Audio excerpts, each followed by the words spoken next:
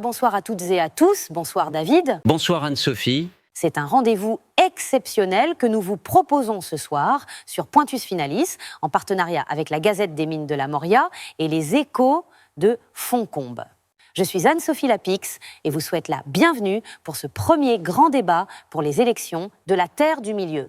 Nous recevons aujourd'hui plusieurs candidats prétendant à la gouvernance des peuples qui répondront à nos questions. Bonsoir à tous et à tous. Je suis David Pujadas et co-anime ce débat qui promet d'être riche en échanges et en perspectives sur l'avenir de la Terre du Milieu.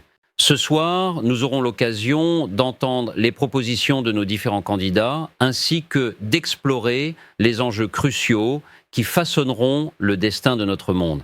À l'issue de ce débat, nous vous encourageons à participer au processus démocratique en votant pour votre candidat préféré. Ce vote se fera selon le système du jugement majoritaire, offrant ainsi une approche plus juste et nuancée. Le lien pour voter et consulter les résultats est disponible dans la description de cette émission. Nos candidats sont prêts à débattre, alors sans plus attendre, plongeons dans le vif du sujet.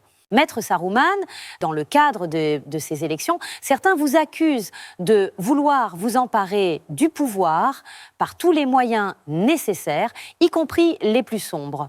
Comment répondez-vous à ces allégations ? Oh, je vois que mes détracteurs sont déjà dans le camp de la calomnie et de la peur. Laissez-moi vous dire, Madame Lapix, je ne fais que chercher à apporter un changement radical et nécessaire à la Terre du Milieu. Nous n'en doutons pas une seconde. Quoi qu'en disent mes opposants, ma mission est noble. Si cela signifie utiliser des méthodes un peu obscures, alors qu'il en soit ainsi. Très bien. Je rappelle tout de même que nous sommes en direct sur le service public et que vos propos n'engagent que vous. Aragorn, fils d'Arathorn, certains doutent de votre légitimité en tant que prétendant au trône. Étant donné votre passé de vagabond, que répondez-vous à ceux qui disent que vous n'êtes pas digne de diriger ? Bonsoir Anne-Sophie. Bonsoir Aragorn. Oui, excusez-moi. Bonsoir, Seigneur Aragorn. Pour répondre à vos propos, chère Anne-Sophie, mon passé de vagabond fait de moi un homme du peuple. Je connais les besoins et les préoccupations des habitants de la Terre du Milieu mieux que quiconque.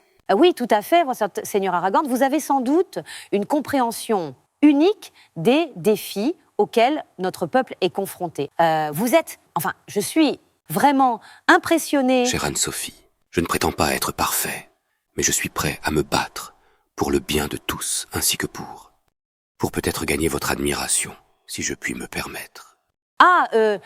Oui, bien sûr. C'est tout simplement formidable. Vos paroles sont incroyablement inspirantes. Les présentations sont-elles terminées ? Oui, passons maintenant à un sujet tout aussi délicat.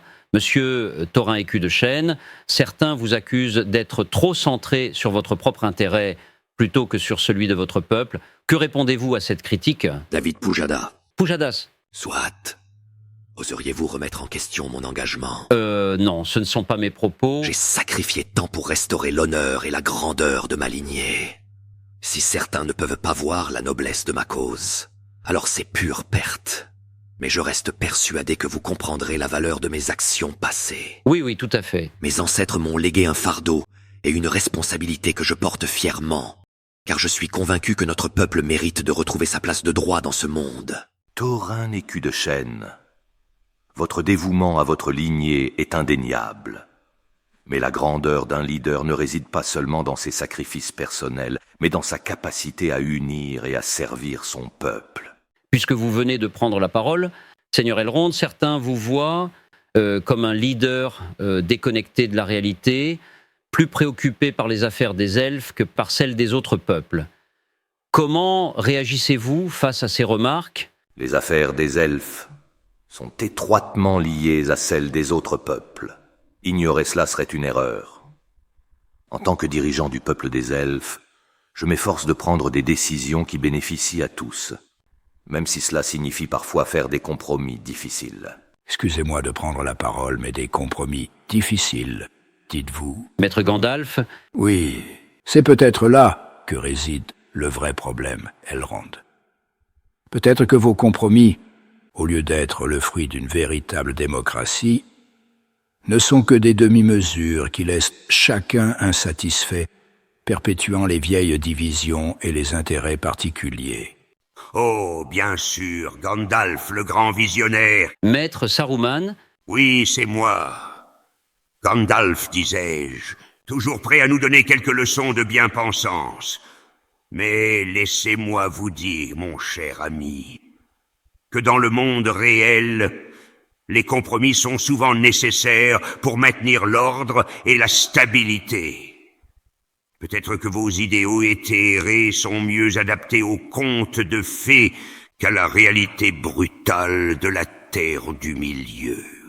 Après tout, qui a besoin de démocratie quand on peut avoir la toute-puissance et l'éclat du pouvoir absolu ? Ah, je vois que le fils d'Arathorn voudrait réagir. Juste une toute petite chose. Je vous en prie, Seigneur Aragorn, exprimez-vous.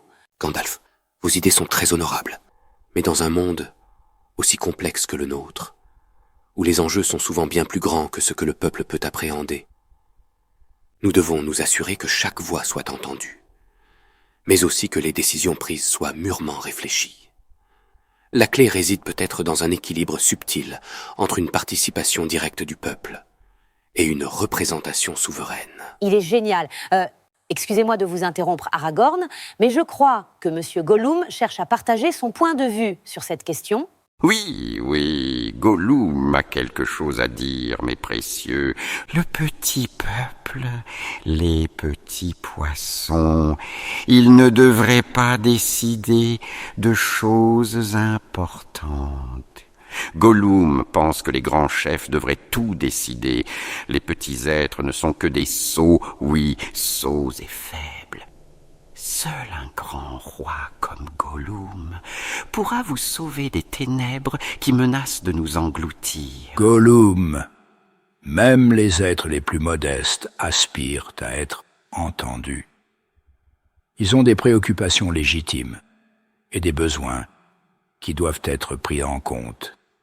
Leur participation à la chose publique ne leur donne pas seulement une voix, mais aussi un pouvoir, et c'est ce qui rend notre société plus équilibrée et juste. Non, pas juste du tout. Gollum veut le pouvoir pour lui tout seul. Il ne veut pas que les petits poissons le prennent. Mon précieux pouvoir. Et il sera pour moi. mesdames et messieurs, je pense qu'il est préférable de raccompagner Monsieur Gollum en coulisses afin de poursuivre sereinement la deuxième partie de ce débat après une petite pause.